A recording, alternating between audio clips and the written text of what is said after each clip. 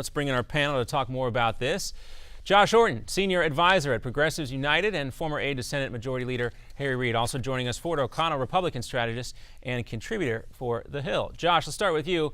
Executive action. We know this has been called a game of chicken. Some are saying that, and some folks would also say the president was the first to play chicken by pushing off what he threatened to do before the midterms to now after the midterms.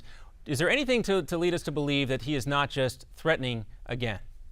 No, probably not, because I think he's aware of the Republican Congress that's coming in. Look, Republicans are arguing that executive action would poison the well. I would argue what Mitch McConnell said in the first month of Obama's presidency poisoned the well right from the very beginning, that his one legislative goal was to make sure that Obama wasn't reelected. And he failed. Look, the Republicans are playing sort of a game of Charlie Brown and Lucy here. They say that, well, if you just sit down and work with us, we'll pass something together. Every time we try and kick the football, they pull it away. So, and fall on our butts. So Josh, I think Obama has to finally accept. Hold on, Ford. Let Josh finish. I think Obama finally has to accept the fact that Republicans are just not talking and negotiating in good faith here. They want to stop him from doing absolutely anything. Ford, isn't there some pressure now, since Republicans do control the Senate and the House, that they can't keep blaming the other chamber for not passing an immigration reform bill? Well, President Obama says he has to do a better job of explaining his policies and why they're good policies. What he needs to explain to the American people is why potentially legalizing several million illegal immigrants is going to actually reduce the illegal immigration in the future and help spur the economy. Look, I agree the Republicans need to basically understand they're dealing with a stubborn president, and they need to show the American people that they can govern. And what they need to do is basically put forth a series of narrowly tailored bills, starting with border security, moving to interior enforcement, because 40% of illegal immigrants overstay their visas, then working on a guest worker program, then a tech visa program, and then discussing what we're going to do with the 12 to 15 million illegal immigrants in the United States. All right, let's take a listen to something that Senator John McCain, one of those co-sponsors of the Gang of Eight immigration bill, had to say to Steve Malzberg on the prospects of executive action on amnesty or immigration reform. Let's listen. If he does it, what does that mean?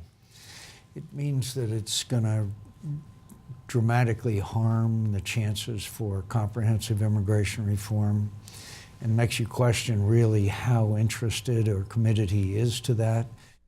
So, Josh, let me ask you, why would the president do this if it was going to be playing with matches, as Speaker John Boehner said, or poisoning the well, as Mitch McConnell said? Why would the president want to do this? Well, because the president is fully aware of the Republicans he has to deal with. This goes back to my first point about pulling the football away. Look, I love Senator McCain. I think he's a great guy. But what he's saying here is fundamentally, disconnected from reality.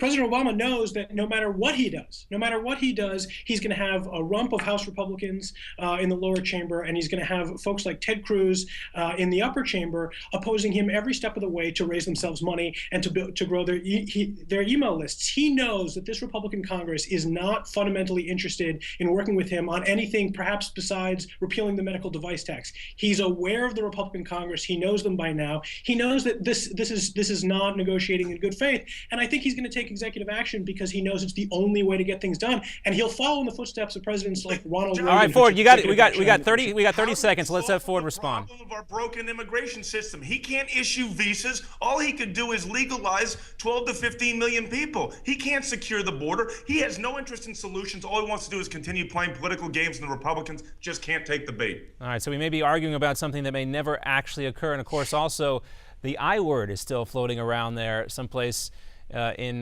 the political lexicon right now, too. We'll talk more about that coming up. Guys, we're going to take a short break. We'll also talk about the president's new pick potentially to become the next attorney general when we come right back. America's Forum continues. Josh Orton coming to us from Madison, Wisconsin. Ford O'Connell Skyping in from Washington, D.C. Opinions from the left and the right you get here on America's Forum. I'm John Bachman sitting in for J.D. Hayworth. As I mentioned, more to come here on America's Forum right after this short commercial break.